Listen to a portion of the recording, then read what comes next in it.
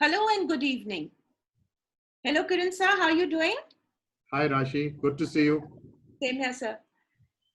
Rabbi Rashi Foundation welcomes you to celebrate World MSME Day, the rebirth of small business. We at our foundation are on a mission to provide strength at broken places.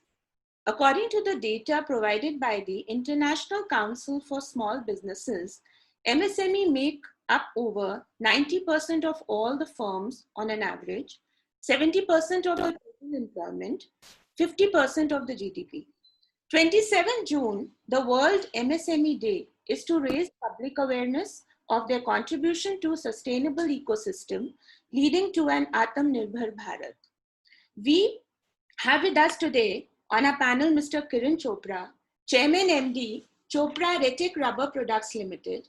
Besides being an successful entrepreneur, he was the chairman of CII UP Council in 2004 and 5, also a member of Indo-German Chamber of Commerce, and was nominated to the Prime Minister's Task Force panel for MSME. We welcome you, sir. Thank you. Sir, you have worked with the MSME sector for a while now. Yeah. We are sure your experience insights will provide sustainable solutions to the MSMEs. So our first question to you is, what is an MSME? How MSME manufacturing is different from MSME services? Over to you, sir. Thank you, Rashi. First of all, congratulations for commemorating the MSME Day for MSMEs across the world. It is truly a wonderful day to celebrate because, needless to say, when you just gave the figures, we MSMEs, and of which I'm also a part, are the largest employers, the largest revenue generators, and the largest wealth creators for any country's GDP. And therefore, celebrating MSMEs, I think, should be done more often, not just on a particular day. They should be celebrated every day. Coming back to your question about the difference between MSME in manufacturing and services, well, recently, as you perhaps know, that distinction that existed has been removed. So MSMEs in services and MSMEs in manufacturing will get the same benefits now as all other MSMEs were getting earlier. The only difference perhaps would be that MSMEs in manufacturing have a larger risk involved because of the capital infusion that is done at the start of their business. Services can either be gradually built up. There are a lot of them are technology driven. And of course, people's skills matter there, unlike MSME manufacturing, where you have a lot of unskilled people involved.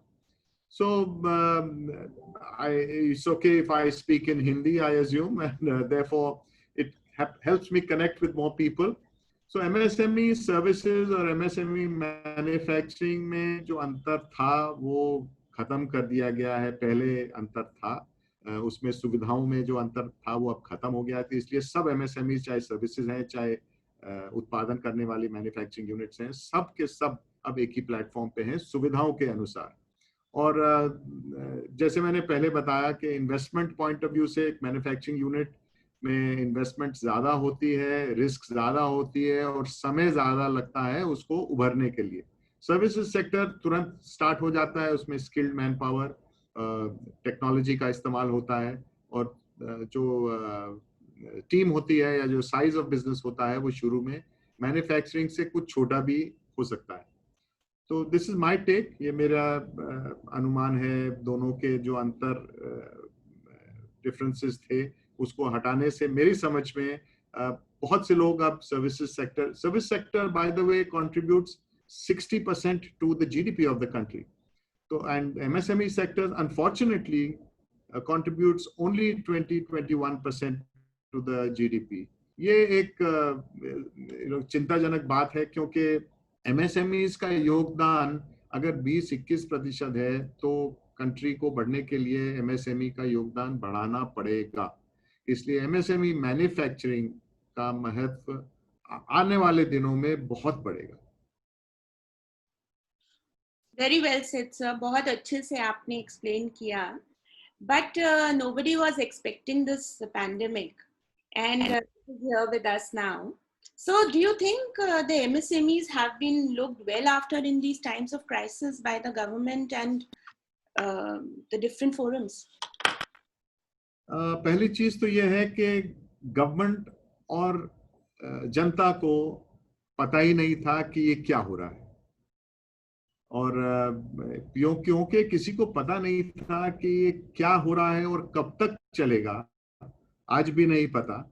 उसके हिसाब से सरकार ने या government ने जब जब whatever steps they took over time was based on the situation, जो वो असेस करते गए कि इसका क्या असर होने वाला है या क्या इफेक्ट होगा, and on the basis of their assessment उन्होंने सर्टेन मेजर्स लिए। शुरू में जैसे सबसे ज्यादा पीड़ित या सबसे ज्यादा people who are most affected were the people who are at the lower end of the pyramid, जो वर्किंग क्लास लोग थे, जो माइग्रेंट वर्कर्स थे, जो डेली वेजर्स थे, जो फार्मर्स थे।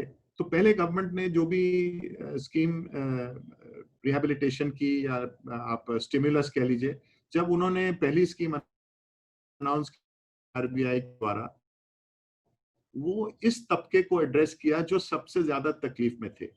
हाँ, उसके बाद एमएसएमईज जो सबसे बड़े एम्प्लॉयर्स हैं, अनऑर्गेनाइज सेक्टर में भी हैं, तो उस सब को देखते हुए गवर्नमेंट ने धीरे धीरे कुछ नई नई स्टिमुलस पैकेजेस अनाउंस किए। और जहां तक मैं समझता हूँ थोड़ा देर से आया था, लेकिन जो स्टिमुलस पैकेज 3 लाख करोड़ का और क्रेडिट गारंटी स्कीम के साथ जो एडिशनल 4-5 चीजें एमएसएमईज के लिए सरकार ने अनाउंस की थी, they were really directed towards creating liquidity. मैं ये नहीं कहूंगा कि दान में पैसा दिया या गिफ्ट किया गवर्नमेंट ने एमएसएमईज को, but definitely they created an option to go for liquidity. आज भी थोड़ी कंट्रोवर्सी चल रही है कि उसमें इंटरेस्ट पे इंटरेस्ट लगेगा कि नहीं। The matter is in court. Hopefully MSMEs के फेवर में जाएगा। बैंक को 2 लाख करोड़ का इसमें हिट लेना पड़ेगा। क्या करेगी सरकार, कैसे करेगी, ये आने वाले समय में पता चलेगा। लेकिन जो भी स्कीम्स गवर्नमेंट ने अनाउंस की थी, मेरे समझ में एमएसएमईज की तरफ डायरेक्टेड थी लार्जली। थोड़ा देर से आया। अब उसके अलावा 20,000 करोड़ जो सबऑर्डिनेट डेट के लिए उन्होंने एमएसएमईज के लिए एलोकेट किया था, 50,000 करोड़ उन्होंने equity infusion MSME fund of funds में किया था। डेफिनेशन ऑफ एमएसएमईज भी बदल दी उन्होंने, जो कि एक much awaited, long awaited requirement थी। ग्लोबल टेंडर्स जो 200 करोड़ के ऊपर हैं, 200 करोड़ के नीचे हैं, उसमें ग्लोबल टेंडर्स की आवश्यकता नहीं थी। ये भी एक नई पहल सरकार ने की। और फिर उसके अलावा बहुत सारी इंटरवेंशंस गवर्नमेंट ने की हैं जो एमएसएमईज में डायरेक्टेड है। आप अगर आप उसके तरफ जाएंगे, अगर if you don't want to analyse that, there was something about e market linkages, which is how MSMEs can promote their products online and through exhibitions and trade fairs which are digital in nature. फिर fintech companies के कैसे online उनको finance मिल सकता है fintech companies के through, ये भी एक पहल थी जो एमएसएमईज की तरफ डायरेक्टेड थी। और फिर उन्होंने कंटिन्यूअसली ये मॉनिटर किया कि पब्लिक सेक्टर जितना पैसा एमएसएमईज को ड्यू था, 45 दिन के अंदर, within 45 days, they should clear their dues, because there was a huge amount of money of MSMEs which was blocked in the hands of public sector undertakings. And of course, all the entire combination of this probably gave a lot of relief to MSMEs. लेकिन जैसे मैंने पहले शुरू में बताया था कि ये इसका अनुमान कोई नहीं लगा सकता था कि आने वाले दिनों में क्या होगा, कितने दिन चलेगा, कौन से बिजनेसेस अफेक्ट होंगे। आज भी हम देख सकते हैं कई बिजनेसेस आज भी बंद हैं। तो एमएसएमईज को डेफिनेटली नुकसान पहुंचा है। 2-3 महीने का बिजनेस ना होने की वजह से पूरे साल का एक एमएसएमई का प्रॉफिट चला जाता है। अगर आप हिसाब देखें तो जो फिक्स्ड कॉस्ट होती है एमएसएमई की, तो पूरे साल का उसका प्रॉफिट 3 महीने के नॉन एक्टिविटी से चला जाता है। उसको वापस पैरों पे खड़े होने के लिए 1 साल, 1.5 साल, 2 साल भी लग सकते हैं। तो let's see, it's a mixed bag. Stimulus is there, जो लोग उसका लाभ उठाना चाहते हैं उठा रहे हैं। जो फाइनेंशियली स्टेबल थे उन्होंने शायद उसका लाभ नहीं उठाया, क्योंकि इंटरेस्ट पे इंटरेस्ट देने का किसी को शौक नहीं है। So I feel yes, the MSMEs were focused on, but to what extent, I think in a year or so we will be able to see better. Very well said, sir. बहुत अच्छे से आपने explain किया, and I'm sure people hearing this will definitely benefit. But do you think the hand-holding support MSMEs received during the COVID in terms of GST, income tax relief, MCA compliances, financial services, RBI की जो नई guidelines I, cluster funding, collateral-free borrowing, lending by banks is justified? Yes, to a large extent. जो lockdown की वजह से छोटे MSMEs खासकर जिनके पास रिसोर्सेज मैन पावर रिसोर्सेज भी कम है, स्टैट्यूटरी कंप्लायंस के ना कंप्लाई होने पे एमएसएमईज पे बहुत बड़ा एक बोझा था, क्योंकि there are lot of penalties, there are lot of default related penalties and criminal action that is possible अगर आप कोई जीएसटी से रिलेटेड या इनकम टैक्स से रिलेटेड या किसी और स्टैट्यूटरी कंप्लायंस को नहीं करते हैं, तो उसमें पनिशमेंट काफी हद तक एमएसएमईज को डिफिकल्टी पहुंचा सकती है. सो इस वजह से मैं समझता हूं कि जो रिलीफ दिया वो जायज था. आज भी गवर्नमेंट एक्सटेंड कर रही है, कुछ डेट्स और एक्सटेंड कर दी हैं जो स्टैट्यूटरी कंप्लायंसेस की थी. हाँ, अगर फाइनेंशियल ईयर को जून 30 तक कर देते तो शायद एमएसएमईज को एक राहत मिलती, बट फिर भी मैं समझता हूं कि जो डेट्स एक्सटेंड की गई हैं और जो एनपीए के नॉर्म्स चेंज किए गए हैं आरबीआई के द्वारा, so these are all positive steps. जैसे मैंने बताया, ये जरूरत के हिसाब से सरकार डिसीजंस ले रही है. नी जर्क रिएक्शन नहीं हो सकता, क्योंकि उनको खुद नहीं पता कि आगे आने वाले 6 महीने में क्या हो रहा है, कि ये स्पाइक करेगा, कहीं दोबारा लॉकडाउन किसी एरियाज में ना करना पड़े. तो ये सब चिंताएं आज भी सरकार देख रही है, and I hope that the government is awake and aware of the needs of the MSMEs, which of course is a very crucial driver of the economy in any country. Very well explained, sir. So what is post-COVID in store for the MSME sector? What does the future look like to you? देखिए, किसी भी economic event जब होता है, ये एक है तो ये एक biological event, it's a pandemic, लेकिन इससे सारी दुनिया की इकोनॉमी बंद हो गई थी.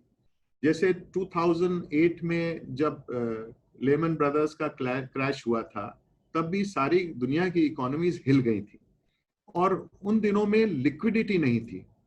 फर्क इस बार ये है कि लिक्विडिटी की प्रॉब्लम नहीं है, सिर्फ बिजनेस बंद होने की वजह से बहुत सारे चेंजेस आ गए. जब 9/11 हुआ था, आपको याद होगा 2000 के करीब 20 साल पहले, तो टेररिस्ट अटैक से अमेरिका में जो दहशत फैली थी, दुनिया में दहशत फैली थी. After that you and I, when we go to an airport या किसी होटल में जाते हैं या किसी ट्रेन स्टेशन में जाते हैं, तो लेयर्स ऑफ सिक्योरिटी के थ्रू गुजरना पड़ता है. पहले ऐसा कुछ नहीं था, आप जाते थे एयरपोर्ट में, अंदर जाते थे, चेक इन करते थे और आगे चले जाते. So we have experienced a sudden change in the way things are done, and in that case it was more about our security. इस इवेंट के बाद जो चेंजेस आए हैं वो इकोनॉमिक हैं डेफिनेटली, बट आप हेल्थ रिलेटेड चेंजेस देखिए. अब सब लोग मास्क पहन रहे हैं, सैनिटाइजर की बात हो रही है, सोशल डिस्टेंसिंग की बात हो रही है. तो ये जब तक इसका सोल्यूशन नहीं आता, ये एक वे ऑफ लाइफ बन जाएगा. जैसे सिक्योरिटी में चेंजेस आए थे, वैसे अब हम लोग की जिंदगी में ये जो बेसिक कोविड रिलेटेड गाइडलाइंस हैं, हमको फॉलो करनी पड़ेंगी. At the same time, this pandemic has affected certain businesses very drastically. जैसे स्कूल का बिजनेस है, रेस्टोरेंट का बिजनेस है, मूवी हॉल का बिजनेस है, होटल्स का बिजनेस है. जहां भी पब्लिक प्रेशर ज्यादा होता है बिजनेसेस पे, पब्लिक अटेंडेंस ज्यादा होता है, वो बिजनेसेस अभी भी एक तरह से बंद हैं या लोग कॉशियस है, जा नहीं रहे. तो क्या होना चाहिए एक इकोनॉमिक सिचुएशन, ऐसी इकोनॉमिक सिचुएशन में? मेरी समझ में जब जब इस तरह के मेजर इवेंट्स हुए हैं, तब तक एक रीबूट का बटन दुनिया में दबाया गया है. रीबूट का मतलब सारे इकोनॉमीज को, सारे लोगों को जो जुड़े हुए हैं, इन लोग बिजनेसेस से जुड़े हुए हैं, खासकर MSMEs, they have to rethink, reinvent, innovate and move forward. अगर आप हिस्ट्री में जाएं तो जो 100 साल पहले 100 टॉप कंपनीज थी। आज उनमें से कितनी एग्जिस्ट करती हैं? आपकी बात का जवाब इसी में है, बिकॉज जो अपने आप को इनोवेट नहीं कर पाई वो आज की तारीख में एग्जिस्ट नहीं करती। मैं रिसेंट एग्जांपल्स देता हूं। एक कंपनी थी Nokia. It was a world leader in mobile telephony. आज की तारीख में आपको नोकिया की फोन नहीं नजर आती। वैसे ही थी ब्लैकबेरी। आप देखते थे हर बिजनेस एग्जीक्यूटिव के हाथ में एक ब्लैकबेरी होती थी फोन। आज कहीं ब्लैकबेरी का नामो निशान नहीं है। सिमिलरली कोडैक जैसी कंपनियां हैं जो कैमरा बनाती थी, आज की तारीख में हर टेलीफोन में कैमरा, उससे बेटर कैमरा आपको मिलता है। उन्होंने वो प्रीएम्प्ट नहीं किया, उसके बारे में सोचा नहीं और अपने आप को इनोवेट करके आगे बढ़ने के लिए वो इनोवेशन या R&D नहीं की, जिसकी वजह से उनके बिजनेसेस धीमे गति से धीरे धीरे बंद हो गए। सो एवरी इंडस्ट्री, स्मॉल और मीडियम और large, has to rethink and reinvent. जो चीज बिक रहा था अगर किसी वजह से आज नहीं बिक रहा है तो सोचना पड़ेगा कि कैसे। इस इवेंट, ऐसे इवेंट में एक अनफॉर्चुनेट आउटकम ये है कि और कई सक्सेस स्टोरीज भी आती हैं, but history says that there are more success stories than there are deaths.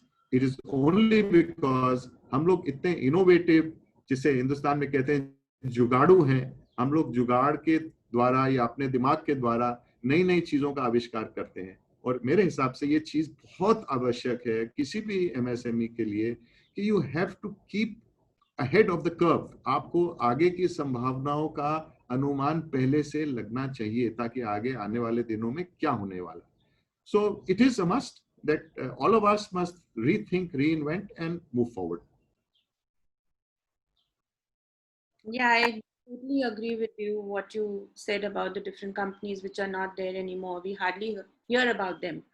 So the ministry, offers support to MSMEs through different initiatives like cluster development, promotion of information and communication tools, skill development, intellectual property rights, ISO certification, exports. So there are many of them. I would request you to tell us 4 main solutions in 2020 each MSME must avail for smooth running of their businesses and where they can actually benefit after this pandemic. Well, one aspect that I feel every MSME must realize is that government की schemes बहुत हैं, central government, state government, you named a few, and बाकी उसके अलावा भी बहुत सारी schemes हैं। कोई भी business अगर एक किसी स्टेट में काम करता है, उसकी इंडस्ट्रियल पॉलिसी होती है, उस पॉलिसी के तहत बहुत सारे बेनिफिट्स और गवर्नमेंट की तरफ से सुझाव दिए जाते हैं कि अगर आप इस तरह की यूनिट लगाएं, इतना इन्वेस्टमेंट करें, तो आपको गवर्नमेंट अपनी तरफ से, चाहे वो GST की छूट है, चाहे बिजली की छूट है, चाहे इंटरेस्ट सब्सिडी है, चाहे स्टैंप ड्यूटी एग्जेम्पशन है, ये सब चीजें हैं। अनफॉर्चुनेटली इन स्कीम्स के बारे में बहुत लोगों को जानकारी नहीं है। इवन एक्सपोर्ट जो करते हैं, एक्सपोर्ट करने के लिए भी गवर्नमेंट एक पूरा लिस्ट ऑफ स्कीम्स है जो एक्सपोर्टर के लिए। There are tremendous amount of schemes at the center and the state which exporters somehow are either not aware of or they are not made aware of through agencies of the government, which should happen. तो एक ये जानकारी आज की तारीख में we are very fortunate, internet पे सब कुछ है। आप यूपी गवर्नमेंट की MSME की साइट पे जाइए या एक्सपोर्ट प्रमोशन ब्यूरो की साइट पे जाइए या डायरेक्टर ऑफ इंडस्ट्रीज की साइट पे जाइए या किसी भी स्टेट की इस तरह की साइट्स हैं, उद्योग बंधु है यहाँ पे, जैसे और भी स्टेट्स में इस तरह की साइट्स हैं। उन सब साइट्स पे आज की तारीख में स्कीम्स के बारे में अपडेटेड इंफॉर्मेशन मिलेगी, खाली आपको खोल के पढ़ना है उसके बारे में। मेरे कुछ सुझाव हैं with regard to, you asked for 4 points, I have maybe 5 or 6, but ये सब काम की चीजें हैं। एक तो MSME के पास लिमिटेड रिसोर्सेज होते हैं, इसलिए उसको कुछ चीजें जो एक बड़ी कंपनी हासिल कर सकती है, they are enable to access these resources, and one of them is access to technology और मॉडर्न मैन्युफैक्चरिंग टेक्निक्स। हमारी MSMEs अगर बढ़ना चाहती हैं तो उनको अपने आप को अपग्रेड करना पड़ेगा। यू मेंशन ISO, अब गवर्नमेंट सपोर्ट देती है, लेकिन कितने यूनिट्स ISO की तरफ बढ़ना चाहते हैं? ISO is a self improvement tool. अगर आप ISO के प्रोसेस से गुजरते हैं, आपकी इंडस्ट्री के अंदर वो सिस्टम्स आ जाएंगे जो दुनिया के लिए बनाए गए हैं. अगर हम इंडिया के लिए ही काम करना है तो शायद चलता है कि इससे आप ISO नहीं कराएंगे. लेकिन आज के जमाने में अगर एक MSME, mostly MSMEs are connected to large companies. कोई भी एक्सेलरी होती है तो MSME होती है, वो मदर कंपनी या उसकी एक प्रिंसिपल यूनिट होती है जिसको वो सामान देते हैं. आज दुनिया में और इंडिया में भी बड़े यूनिट्स इंसिस्ट करते हैं कि अगर आप ISO नहीं है तो हम आपसे सामान नहीं लेंगे. You have to be standardized in terms of your quality, and you have to have a certification for that standard. That means if you want to supply to me, I need you to be an ISO certified unit. तो अगर आपको बड़ी units के साथ काम करना है या दुनिया में किसी के साथ काम करना है तो सर्टिफिकेशन एक बहुत आवश्यक चीज है. That means upgrading your standards and creating systems in your organization which are world class. और ये इसके करने के बाद आपको 2-3 चीजों का ध्यान देना है. वो ये है कि अगर आप मॉडर्न मैन्युफैक्चरिंग या मॉडर्न इंडस्ट्री में आना चाहते हैं तो आपके पास कुछ चीजों का होना जरूरी है. फॉर एग्जांपल, आपके पास मैन्युफैक्चरिंग टेक्नोलॉजी, आपके पास स्केलेबिलिटी. दैट मींस आपको अगर बिजनेस बढ़ाना है तो उसी बिजनेस में कैसे स्केल आप बढ़ा सकते हैं वो भी पहले से ही सोचना पड़ेगा. और अगर आपको दुनिया में सप्लाई करना है, ग्लोबल जाना है, तो स्केल की तो बहुत जरूरत है. I mean you cannot supply to the world if you don't have the scale, the technology and finally the most competitive price. तो ये जो एक कॉम्बिनेशन है of scale, technology, pricing and being competitive in that pricing, that is the key for a successful MSME unit. Now coming back to how MSMEs must upgrade to those standards. The problem usually is आप एक ISO agency को approach करते हैं, वो एक consultant suggest करते हैं, आप एक प्रोसेस फॉलो करके कुछ कागज भरते हैं और ISO का सर्टिफिकेट नाम के लिए मिल जाता है. ऐसा नहीं होना चाहिए. I've suggested, we have in fact suggested to the government that they should create a pool of people, बहुत से लोग, बहुत क्वालिफाइड लोग, बहुत बड़ी कंपनियों से रिटायर हुए लोग जिनके पास इतना तजुर्बा, इतना एक्सपीरियंस है, जो कि वो एक बड़ी नॉमिनल कॉस्ट पे बहुत कम दाम में MSMEs के साथ शेयर कर सकते हैं. उसका एक गवर्नमेंट को पूल बनाना चाहिए ताकि वो MSMEs उनसे डायरेक्ट इन टच में हो कि आप केमिकल इंजीनियरिंग में माहिर हैं, आप इलेक्ट्रिकल में हैं, आपका एक्सपीरियंस हेवी इंजीनियरिंग में था, आपका एक्सपीरियंस प्लास्टिक्स या रबर में था, तो आप उनको डायरेक्टली अप्रोच करके बोलिए, सर हमारे यूनिट की ये हालत है, आपने दुनिया देखी है, आप हमें इनपुट्स दीजिए as a mentor and you charge us a fee. So it is a win win. वो रिटायर हैं, वो कुछ नहीं कर रहे, उनको भी एक मेंटल स्टिमुलस मिलेगा, किसी की मदद करेंगे तो एक सेटिस्फैक्शन मिलेगा, और वो MSME को at a very affordable price वो वेल्थ ऑफ एक्सपीरियंस और नॉलेज मिलेगा जो अदरवाइज वो ढूंढता रहता है कि कहाँ मिलेगा. तो if you have a pool and if you connect MSMEs to these people, this will be a huge plus for them. One more thing that I mentioned earlier was that you have to reconfigure, and for that अगर आपको आगे जाना है तो एक vision होना चाहिए. Vision मतलब आपने कोई भी बिजनेस 3 साल के लिए या 5 साल के लिए नहीं बनाया, आपने बिजनेस बनाया है जो कम से कम 20 साल, 15 साल, 20 साल तो चलेगा. इसलिए लॉन्ग टर्म विजन बहुत जरूरी है. आज आपने देखा ये सामान बिक रहा है, आपने देखा मास्क बिक रहा है तो हम मास्क का यूनिट लगा ले. तो ऐसा हो सकता है कि आपकी सोच आज के लिए ठीक हो, लेकिन 5 साल बाद मास्क की आवश्यकता उतनी होगी या आपके जैसे 20 यूनिट और लग जाएंगे तो आप को किस दाम पे बेचना पड़ेगा, आप सर्वाइव कर पाएंगे नहीं. ये सब चीजें जो है सोचनी बहुत जरूरी है. Therefore, it is important to have a vision and make investment in research and development. आज की तारीख में you will be surprised, government 80% तक research and development cost reimburse करती है, और MSMEs को इन चीजों के बारे में या तो जानकारी नहीं है या वो R&D की तरफ बढ़ना नहीं चाहते. A lot of our industries are not spending enough money on R&D, and R&D helps you go into the future. अगर आप आज एक टेक्नोलॉजी से कुछ बना रहे हैं, उसकी लाइफ एक है 3 या 5 साल होगी, लेकिन 5 साल के बाद आपके पास नई टेक्नोलॉजी आपके ही R&D से तैयार है, So you're good for the next 5 and the next 5. So therefore, it is important to invest in R&D. Then, of course, there are a lot of things that MSMEs can benefit with regard to acquiring technologies. अब आज की तारीख में अगर एक MSME को world class है तो उसको बहुत सारा पैसा लगाना हो, नंबर 1. नंबर 2, उसको सालों लगेंगे एक नई टेक्नोलॉजी के साथ फेमिलियर होना, उसको लोगों को ट्रेन करने में समय लगेगा.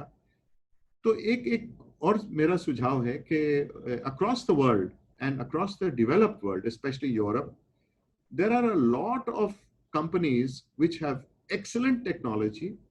They have excellent clients. They have built a good business, but because of either COVID-related issues or legacy, that means they have no children to look after that business. They want to retire. They have worked for 40 years and they have built a solid business, but now they don't know what to do. So what happens in those countries, you have an exit route. हमारी country में इतना आसान नहीं है. वहाँ पे you go to a bank and you say, मेरा business अच्छा चल रहा है, I cannot run this business further. I would like to go into insolvency or I would like to sell my business. So banks always want that आपका business चलता रहे. और bank ने आपको पैसा दिया है तो उनको इन्वेस्टमेंट किया है, तो बैंक को अगर आज डिस्ट्रेस सेल या इंसॉल्वेंसी में जाएंगे तो 4 रुपए मिलेंगे. But if somebody else wants to buy that business, take over that business, the banks will have a better chance to get their money back in full. Those businesses, those technologies, those ready-made futuristic businesses are available today at a very nominal cost as compared to what you would have to pay, say, pre-COVID or pre-distress of the management. So I feel that the government should, through its foreign missions abroad, match-make companies and MSMEs in India with companies overseas to help them grow inorganically. मतलब overnight आपका scale, technology requirements सारी meet हो जाएंगी अगर आप इस रास्ते चलेंगे. So this is another suggestion which we have also put across to the government, to the Ministry of Finance and Commerce, and requested them to look at this as a possibility for Indian MSMEs. एक और चीज है जो MSMEs को मुझे लगता है थोड़ा सा अगर बढ़ना है, साइज बढ़ाना है, तो कंट्रोल फ्रीक नहीं होना चाहिए. मतलब आप अपने बिजनेस को इतना पकड़ के रखें कि हर चीज आपको खुद करनी है. And you don't want to delegate और एम्प्लॉय प्रोफेशनल्स. आप कहते हैं मैं 50,000 रुपए का आदमी क्यों रखूं, मैं इतना तो अफोर्ड नहीं कर सकता. अरे आप आज 50,000 रुपए का आदमी रखेंगे तो वो आपको 2 लाख कमा के देगा क्योंकि वो केपेबल है. And you have to focus on the next level of your growth. Look at possibilities of creating new opportunities, look at new markets. तो आपको अपने business को decontrol करना पड़ेगा. And this is something that MSMEs are finding it very difficult to do. My experience is that they don't want to let go and they're very closed in what they're doing. अगर कोई मदद करने भी आता है, कहता नहीं आप मेरी फैक्ट्री में मत जाइए क्योंकि I don't want to share what I'm doing because it may be very exclusive to my business. But ऐसा नहीं है, दुनिया खुल गई है. आजकल हर चीज YouTube पे, इंटरनेट पे दिखती है, तो कोई आपने कोई ऐसी चीज नहीं करी जो यूनिक है. So it's good to be open, good to be delegating your responsibilities to professionals and moving on to bigger sizes of business. And most importantly, जो मैं समझता हूँ एक बहुत बहुत जरूरी चीज है किसी भी MSME को आज बिजनेस चलाने के लिए, is to be ethical. अपनी credibility बना के रखनी है. अगर आपने grow करना है, market का trust लेना है, banks का trust लेना है, employees का trust लेना है, तो आपको एक ethical और honest business चलाना पड़ेगा. अगर आप vendors को, if you're paying them on time, if your customers are getting their goods on time, if your employees are getting their salaries on time, if the bank is getting its interest on time, there is no way your business will not grow. So ethics and honesty is a very integral part. So ये एक कई सारी चीजों का मिश्रण है जो मैं समझता हूँ, which is all the ingredients that an MSME must consider whether he wants to grow into a global company or a local company or a large company, from micro to small and small to medium. Unfortunately, हमारी country में इतने सालों तक we have been incentivized to stay small. They had thresholds. इतना करोड़ आपका turnover है तो excise लगेगा, तो लोग उतने करोड़ टर्नओवर के अंदर ही रहते थे, and they were incentivized to stay small. With this new definition of MSMEs, now they are being incentivized to grow bigger, and therefore these steps which I just mentioned are very relevant. इन सब का लाभ MSMEs उठा सकते हैं अगर सोच के इस सारी चीजों की तरफ ध्यान जाए तो. This was explained beautifully, and I think any relationship or any business where a person is a control freak, it goes for a toss. This is what we've learned over the years. I think MSME का आपने बहुत अच्छे से explain किया. I'm sure people will benefit. What is your mantra of success? I want to know. You've been we are from Lucknow, you're from Lucknow, and I know you for years now. So what has your successful mantra for years now? Well, the first and more important thing that I have always believed in is our ability to be as good as anybody else. हम सबसे पहले विश्वास करते हैं अपने आप में और अपने काम में. Today, we export to the whole world, sitting in Lucknow, to Tier 1, Tier 2 top class companies. Aston Martin, जो James Bond की गाड़ी बनाती है, we supply to them, and they are one of the marquee brands in the world, and they buy from us in Lucknow. And हम China को भी export करते हैं. हम इंपोर्ट कुछ नहीं करते, एक्सपोर्ट सब कुछ करते हैं, और चाइना को भी एक्सपोर्ट करते हैं. तो I'll share a situation with you. हमारे मंत्रा के हिसाब से ये है कि पहले तो सेल्फ बिलीफ, दूसरा हार्ड वर्क, उसके बिना कुछ नहीं होता. अगर सब चीज इतनी आसान होती तो फिर क्या कहने थे, यूट्यूब देख के ही सब काम हो जाता. The other thing I just mentioned was ethics and honesty. We are ethical and honest towards our people, towards our customers, and towards our vendors and suppliers. मैं आपको एक उदाहरण देता हूं. In 40 years of my working, not once हमने अपने workers की salary एक दिन भी लेट दी है. It doesn't matter अगर एक दिन लेट देते, फर्क नहीं पड़ता. But by record, we have not paid any employee later than the date of his salary. Till date, we have not paid any supplier or vendor later than the due date of payment. हमें कभी भी कोई phone नहीं करता है payment के लिए, उसकी पेमेंट उसके बैंक में ड्यू डेट में चली जाती है. How we do it, our problem. Third, our customers, हमारे जितने overseas customers हमारे साथ जुड़े हैं in the last 30-35 years, till date not a single customer has left us, not one.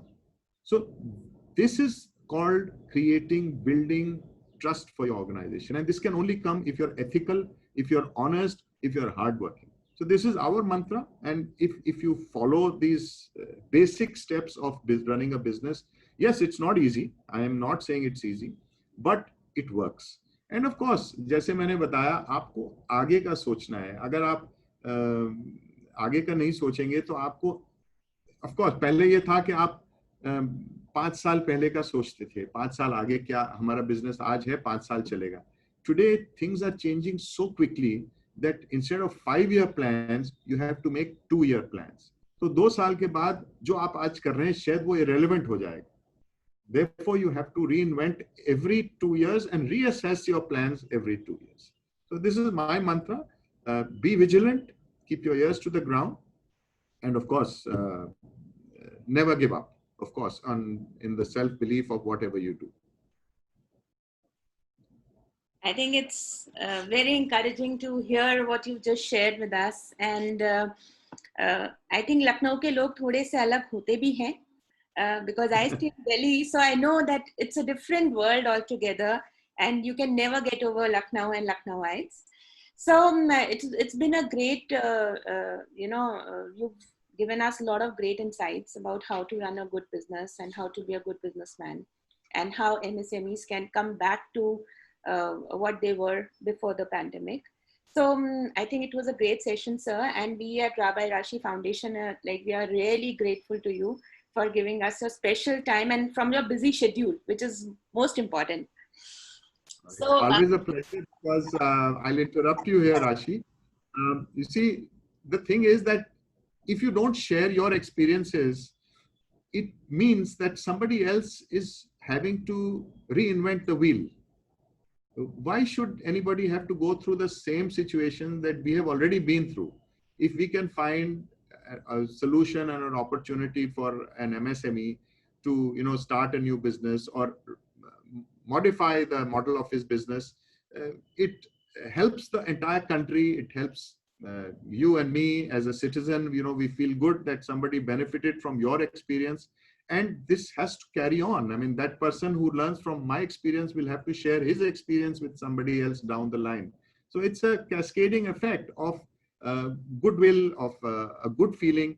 Now, as a parting, I just wanted to, I thought I would have wanted to mention this earlier, but कोई भी business अगर आज नया लगाना चाहता है, तो उनको किन चीजों पे ध्यान जरूरी है कि उसका बिजनेस मॉडल सक्सेसफुल हो। मेरी समझ में कुछ चीजें हैं जो एक बिजनेस मॉडल को सक्सेसफुल बना सकती हैं। वो है choice of his project. For example, अगर आपको आज एक बिजनेस शुरू करना है, तो जैसे मैंने पहले बताया, उसकी रीच बहुत बड़ी होनी चाहिए, उसकी रेलेवेंस बहुत लंबी होनी चाहिए। मैं आपको एग्जांपल देता हूं। You have a button on your shirt, I have a button on my shirt. This button is on the shirt of the rickshawala and the millionaire and the billionaire and anybody across society who's wearing any garment. So that button addresses a wide spectrum of users. So you can imagine, and in each shirt, how many buttons are there? So how many billions of buttons are required across, and there's more shirts being made every day, more garments being made every day. This is an example कि अगर आपको scale और volume देखना है, तो एक छोटा सा button करोड़ों अरबों रुपए का business बन सकता है। Similarly, thing like a toothbrush, for example. I mean, you can imagine there are almost 8 billion people on this planet, and all of them, if not all of them, and most of them would probably be using a toothbrush, and it is a usable product which you throw away after some time. So there is a recycle of need for these products over time. So choice of a product is very crucial. The second thing is that it should have a life across decades. It should not become obsolescent, or it should not, lose its usefulness over a period of time. Yes, you can design different buttons, you can change the color and texture, for example, in the case of a button, but a button will be perpetual. I don't see why they will find, how they will find any other way of, putting a garment in place. The other thing is that in today's time, with technology being where it is, whatever you are going to manufacture, try and find an automated way of doing the same thing. The more manual inputs you put, the more chances of error, the more chances of variation in quality. And today, शुरू में पैसा ज़्यादा लगता है, your initial capital cost will be higher. But in the long run, when you're talking of scale, when you're talking of consistent quality, when you're talking of competitive pricing, automation and Industry 4.0 standards, which means artificial intelligence, 3D printing, virtual reality, data analytics, ये सब चीजें हैं जो आज के ज़माने में बहुत integral part of manufacturing हो गई हैं। और ये बहुत बड़े-बड़े terms हैं, but they are not difficult to find in today's day and age. You will find people who will provide you with these inputs. आपको कहीं यूनिवर्सिटी में टेक्नोलॉजी IIT में जाके पढ़ने की जरूरत नहीं है. And of course, another aspect is that the raw material that goes into your product, whatever raw material you're going to use, should be indigenously available as far as possible. Now you see what happened to people who are dependent on imports, and China in particular. So if you have raw material available, whatever product you choose, try and find a locally available raw material. And finally, today, your product should be e-commerce friendly, because today, if you want to reach the world in one sweep, in one go, your product should be available on an e-commerce platform. So it should be designed in a way that you can sell it on an e-commerce platform. So these are some very interesting set of requirements for any new business who wants to start. Very, very well said, sir. And I'm really thankful to you because I myself, I feel that after attending the session with you, have could grow as an entrepreneur. हालांकि हम एक foundation चला रहे हैं and we love doing work at our foundation, and so I would like to invite all our viewers who are watching us today that anybody who needs any kind of mentoring can write to us at chair@rabairashi.in. You want special mentoring with Kiran sir, please write to us. He will be available for you 24/7 whenever you need his help. And especially our Lucknow friends, in case anybody needs any kind of mentoring help regarding government schemes, grants, exports, he's available and we are there. Please write to us. And thank you so much, sir, for this lovely session. Please stay connected, and we are getting you back very soon for other shows. Thank you so much. Thank you, Rashi, and all the best to everybody who's viewing this. And I hope somebody benefits down the line. Thank you so much.